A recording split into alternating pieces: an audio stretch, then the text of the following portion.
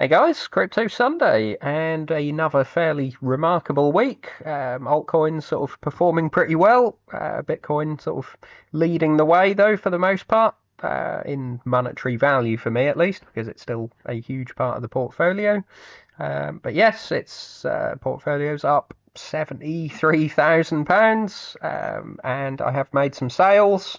So that was up 16%, and I had 4.3 Bitcoin.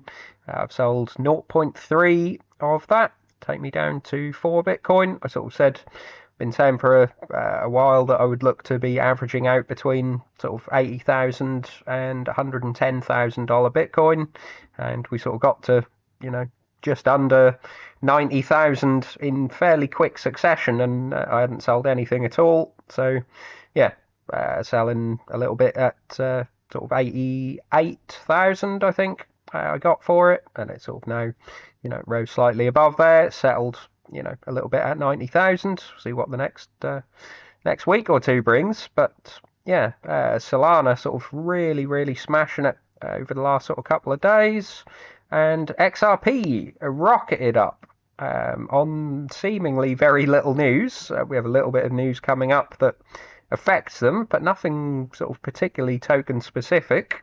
I had a sort of few people disagreeing with me and saying it's going to trillions, and the usual sort of people on online and on YouTube, basically putting out incredibly high targets, sort of based on not a huge amount of fundamental news. So I decided to sell my XRP, sort of way up in the hundreds of percent, a couple of 1,000% maybe even for the early buys.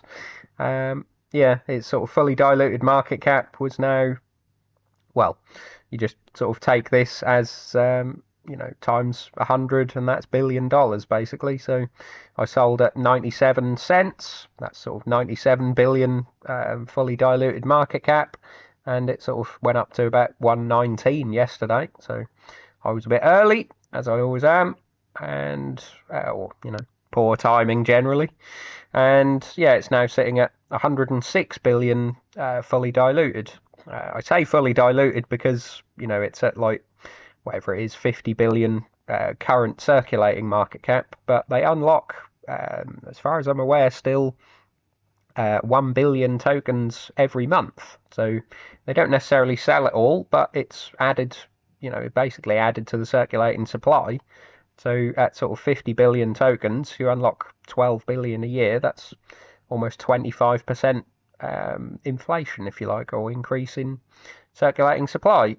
And yeah, they do sell a fair amount. They sort of, looks like they sell 250 million to to 500 million sometimes. They have sold 1 billion from the looks of it before, and that's just a huge headwind, and they see very little sort of going on. There's always been talks of Bank of America, beating the door down as soon as the lawsuits get resolved, and the lawsuits for the most part got resolved last year. They kind of, won almost everything.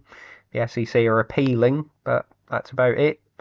So yeah, now the idea that appeal goes away, and yeah, Gary Gensler potentially stepping down, I don't think that warrants 100% move in a week, and yeah, over 100 billion fully diluted market cap. So yeah, long-winded explanation, but that was the reason for the sale, and just sort of basically a bit of extra profit taking on the portfolio. So sold about £28,000, and that's gone over to the stock side.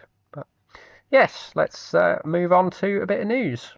So another fairly positive CoinShares report. These are going to be sort of pretty volatile, I would imagine. We've had some reasonable outflow days, and sort of the weekly numbers don't really sort of entirely show that. You see that in the more detailed data. But yes, we've had we had 1.98 billion dollars worth of inflows.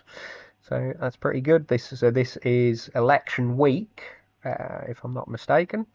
So yeah, it's been mostly into Bitcoin, 1.8 billion, 157 million into Ethereum though. That's looking a little bit more positive. It's going to look a little bit more positive in tomorrow's report as well, because we've had some decent inflows.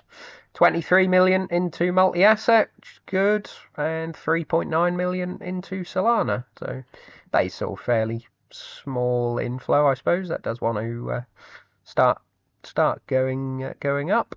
Little inflows into Litecoin and XRP. People profit taking, I guess, or loss cutting on the short Bitcoin trading. And yeah, a little bit into Cardano, little outflow into the others.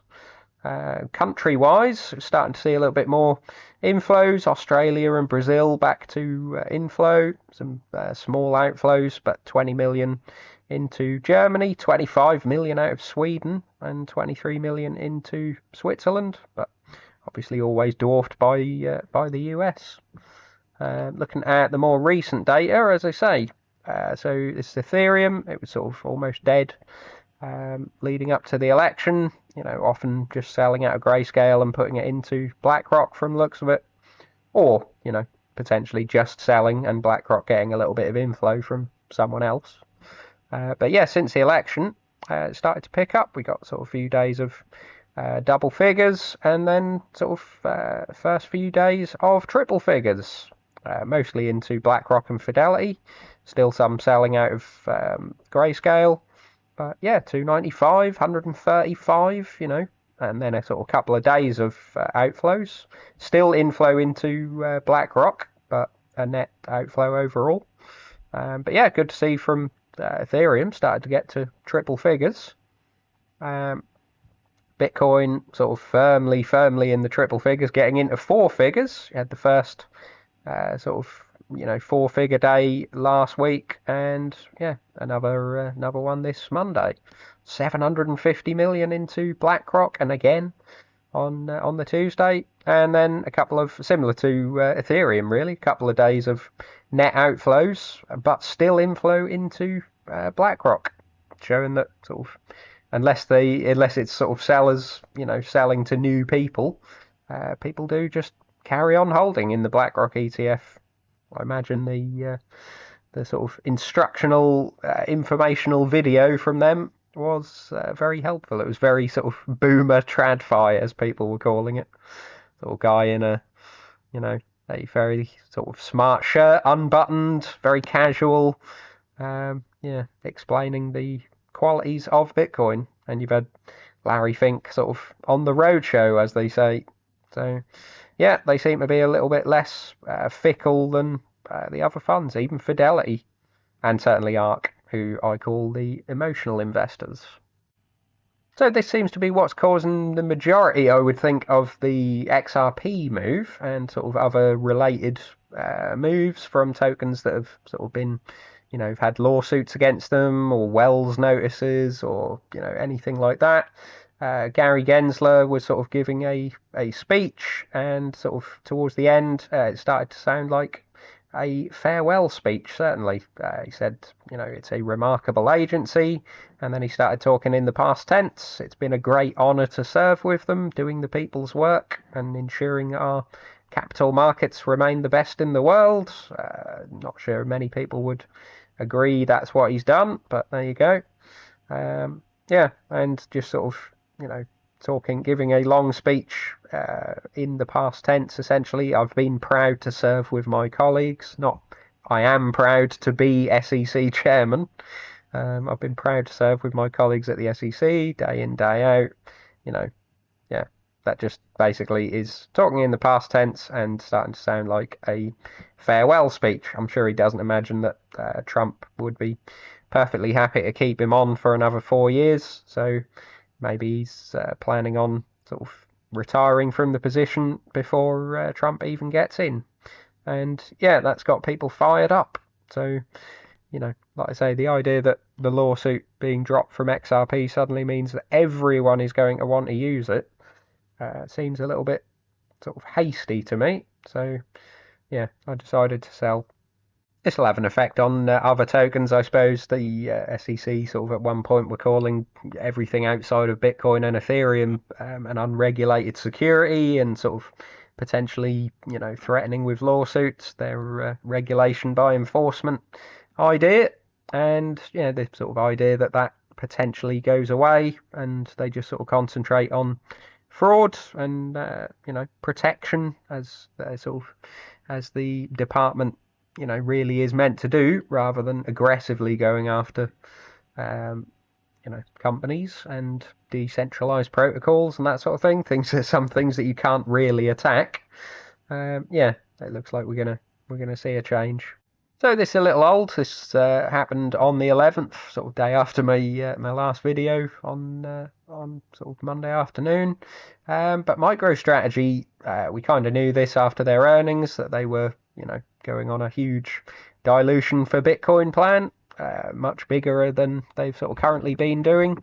And they acquired 27,200 Bitcoin for around just over $2 billion. They're saying they want to do 42 billion over 3 years, so maybe this is a good start. And they now hold 279,420. Whether the 420 is a little joke or just coincidence, don't really know. People love the 420.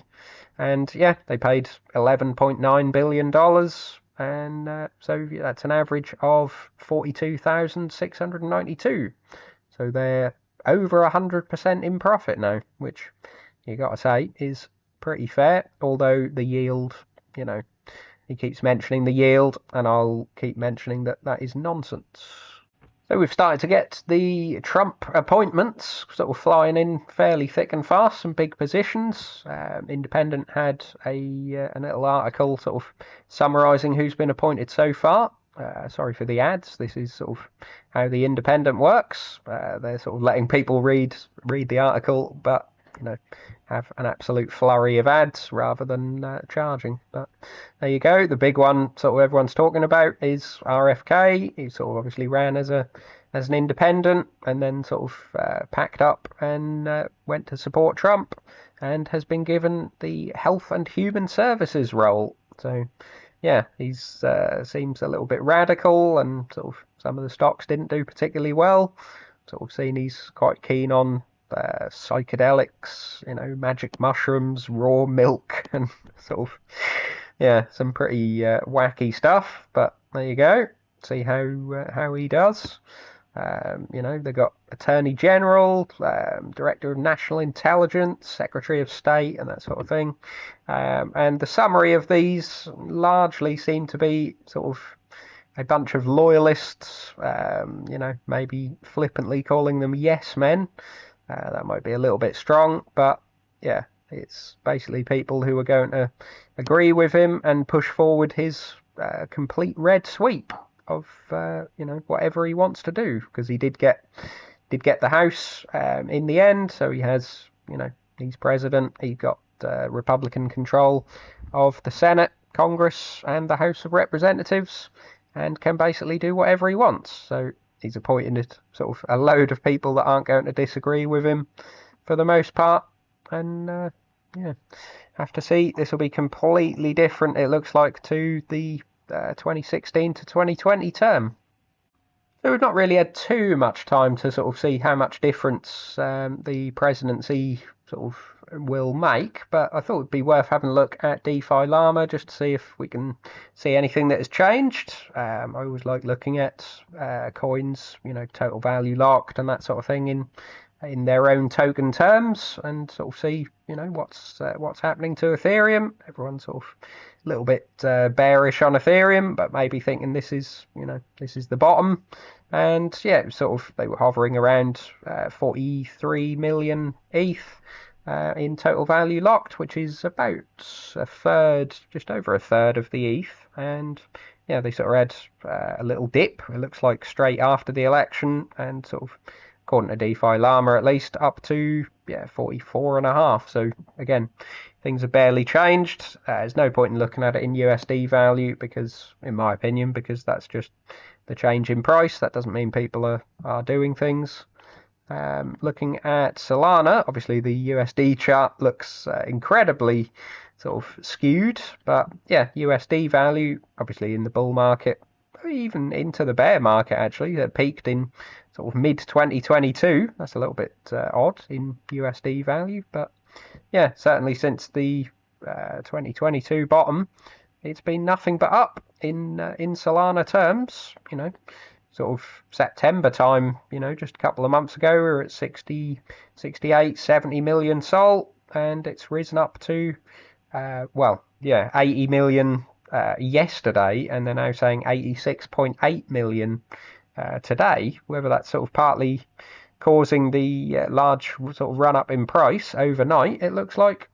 Not sure, but that is quite a rise. Sort of, 75 million on the 12th, just a few days back, and now 86.8.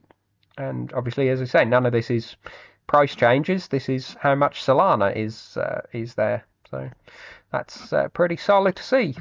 Stable coins up to 4 billion, still low compared to Tron and Ethereum, but that's pretty good, I thought. And yeah, revenue inflows sort of all looking fairly good. Some of the smaller chains like Sui, sort of numbers are rising. 370 million stable coins, $370 million in stable coins. So it's like a tenth of Solana, where you got to say fully diluted market cap $37 billion. Again, the USD value is high, but not. Yeah, that doesn't look good at all. Total value locked, basically down since May, down since September on a sort of fairly continual trend. So maybe you count this as people using it rather than sort of using DeFi. Sort of buying meme coins and NFTs and all sorts of payments, and they don't want it locked up. But yeah, I think you wouldn't want to see it sort of dropping from 1 billion to 700 million. That's not great, unless it's places that DeFi Llama aren't tracking. Looking at Polygon, so Polygon have got 1.8, 1.7 billion in stable coins, $27,000 in fees for a day. That's not exactly massive. I'd sort of been keeping an eye on how much Polygon was contributing to this, and it doesn't seem to be a lot. That was part of the reason I was still holding on to it. But yeah, they have seen sort of a little bit of a gain in TVL, so they were sort of July time at about 2.2 billion, and sort of a brief spike. Looks like a huge outflow since the election. Guess is that probably due to Polymarket? They count TVL as the amount sitting on Polymarket bets, and yeah, it's down to just under 3 billion now. I was kind of thinking maybe sell Polygon after the election, because sort of as it looks like reduced Polymarket volume, but it doesn't actually seem to have that much of an effect on fees and sort of revenue. And I'm sure people have noticed Cardano has absolutely sort of broken out in the last week or two, outperforming a lot of other coins.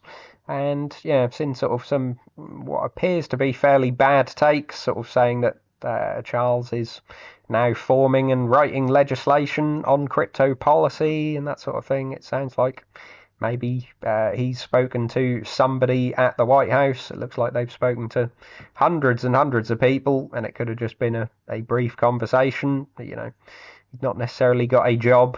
He's not Elon Musk. But yeah, looking at TVL, again, USD, sort of it looks like things are going absolutely wild on Cardano with this sort of giant spike up, but that is just rise in price. If you look at how much ADA is actually on the chain, it's broadly the same as it was sort of a year ago. 650 to 700 million ADA, sort of dropped down to 550 in July, and yeah, it's at 613. So it's down on a year ago, and you've had the price go up 100% in the last couple of weeks. So not really sure what people are seeing, whether they're just bullish for the future. But Again, these metrics look kind of awful. Stable coins, they're not in stable coins at all. You know, if you see sort of, oh, so and so is launching a stable coin on Cardano, they've got $20 million. You know, Polygon has got 1.7 billion, and you know, Solana 4 billion, Tron 50 billion. So $20 million is nothing at all. Just having a look at sort of what is doing well as well, aside from sort of my coins. Just put coin market cap onto sort by 7-day performance, and you can sort of see what's outperforming Bitcoin. That's 15% here. Some of my tokens are here slightly above, but yeah, you have Cardano sort of 25%, and then sort of memes, lots of memes. Dog with hat 53%, you know, the GOAT AI coin 56%, XRP here, as you say, 83%. So yeah, seems to be fairly happy at the moment, above $1. I thought that would be a bit of a sort of psychological wall, but there you go. Stellar XLM sort of basically following XRP, I think, whether that is justified or not. Pepe, Bonk, you know, and Peanut the Squirrel at $1.6 billion market cap now, which is quite funny. But yeah, interesting to sort of see what's outperforming. So as far as my coins, it has been pretty solid. Not everything outperforming Bitcoin, of course. Bitcoin up 18%, which is pretty solid for a week. At the sort of market cap you're talking now, $1.8 trillion, I think we're at now. Solana up 18.3%, so just slightly outperforming Bitcoin. Ethereum up 1.1%, so that's not doing particularly well. Chainlink 2.2%, not great. Gala 21%, that is looking pretty solid. Power Ledger 12%. Internet Computer 11%. Audius 8.6%. Quant 28%, that is outperformer for the week. Surprisingly, I'm not really sort of seeing any news. Again, whether it's just Gary Gensler news. Basic Tension Token 16%. Polygon up 8%. Not the best. And VeChain up 20%. So that's slightly outperforming. Sort of was thinking of you know, taking my tax loss on some of these smaller altcoins and sort of putting them into something else. Probably not crypto. I'm not really one for rotating into other cryptos at this stage of the market. It would probably be, you know, putting it into either stocks or the option side. So yeah, it's, you know, I held off on doing that, and that seems to have been a reasonably good move because those tokens have sort of largely gone up sort of 10 to 15%, 20%, some of them, you know, 28% on Quant. And yeah, what I would have bought with them hasn't really gone anywhere. If anything, the gold options are coming down. So yeah, held on for a little bit, but I don't know how much longer I will want to hold on now that I can get sort of 24% essentially tax loss on some of these. So as I say, if I buy something else, it doesn't necessarily have to outperform it for me to do better. So still weighing things up, but we'll see how things go. So yeah, leave your thoughts in the comments below if you're presumably having a fairly good week, and like and subscribe. See you soon.